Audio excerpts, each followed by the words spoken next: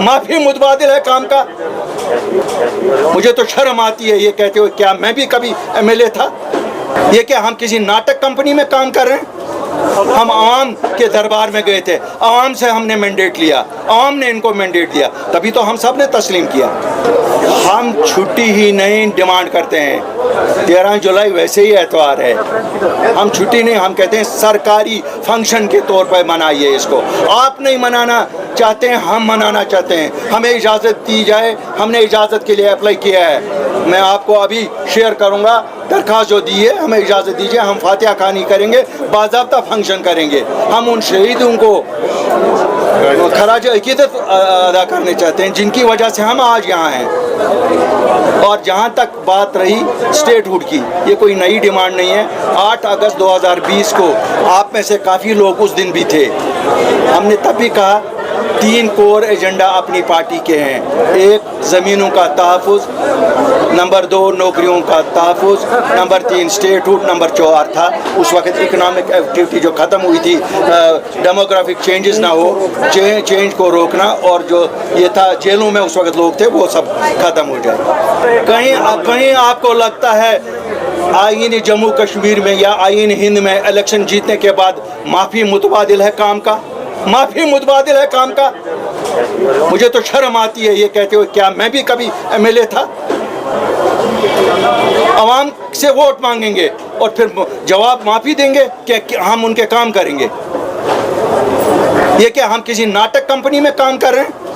हम आवाम के दरबार में गए थे, आवाम से हमने मैंडेट लिया, आवाम ने इनको मैंडेट दिया, तभी तो हम सब ने तस्लीम किया। मैंने 2 महीने का टाइम दिया कि जो ये विक्टिमाइजेशन हो रही है, जो दूसरी जमातों को जिन्होंने वोट दिया है, क्यों 24% वोट टोटल उस जमात को मिले जो हुकूमत में है, 76% वोट उनके खिलाफ हुआ। और ये बैक डोर से पंचायतों पे कब्जा करके, म्यूनसिपलिटियों का इलेक्शन ना करके कब्जा जमा रहे हैं 100% वोट पे, वो कैसे होगा?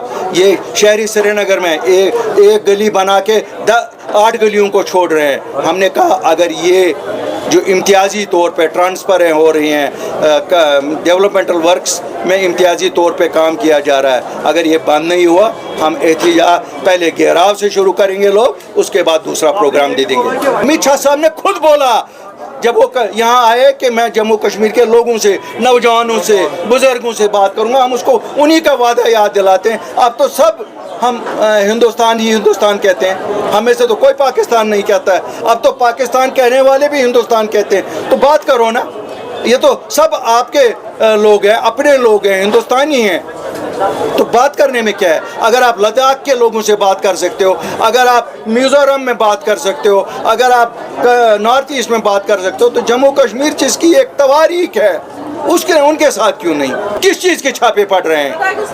किस चीज़ के यहाँ ये किस चीज़ के छापे पड़ रहे हैं? यहाँ कौन है? यहाँ हम सब हिंदुस्तानी हैं। यहाँ किनको ढूंढने के लिए छापे पड़ रहे हैं? हर ज़िले में जाके यही तो कहते हैं कि लोगों के साथ जो बर्ताव हो रहा है ये बर्दाश्त नहीं होगा। हमारे साथ जो होगा हमें कोई परवाह नहीं है इसकी, लेकिन लोगों के साथ जो बर्ताव हो रहा है, नौजवानों की पकड़ दकड़ है। आपको नहीं लगता यहाँ शहरी श्रीनगर में एक कमरे में 3 खानदान रहते हैं? दादाजी भी रहते हैं, पिताजी भी रहते हैं, बच्चे भी रहते हैं, तीनों के बच्चे, और एक बच्चे की शादी हुई है, 3 उनके बच्चे पालता है। कब तक? कोई प्लान ही नहीं। देखो, हमें इससे कोई मतलब नहीं है कोई अलायंस बनती है या नहीं बनती है। अगर लोगों का कुछ करेंगे अल्लाह उनका भला करेगा, हमें क्या उससे लेना देना है। मैं तो अपनी जमात के बारे में कहूँगा, हमारे नकूश पूरे जम्मू कश्मीर में, पूरे जम्मू कश्मीर के 20 ज़िला में, और हम अपनी इकाइयों को मजबूत कर रहे हैं। जैसे आप देख रहे हैं आए दिन आज ज्वाइनिंग्स हो रही है। ज्वाइनिंग इसीलिए हो रही है कि हम कोशिश कर रहे हैं अपनी इकाइयों को मजबूत करने। मैं एक चीज़ आपको बताऊं, मैं किसी चीज़ को फ्यूटाइल एक्सरसाइज नहीं मानता हूं। अल्ताफ़ बुखारी और उसके 38 साथी कोई इलेक्शन नहीं जीते थे। जब 15 मार्च 2020 को दिल्ली गए, कोई इलेक्शन तो नहीं जीता था ना। हवा हमारे खिलाफ थी। मुझे लगता है आप में से 90% शायद ये अंदर से सोचते थे जहाज़े घुस पे वसत या मजीम दिल्ली का सा।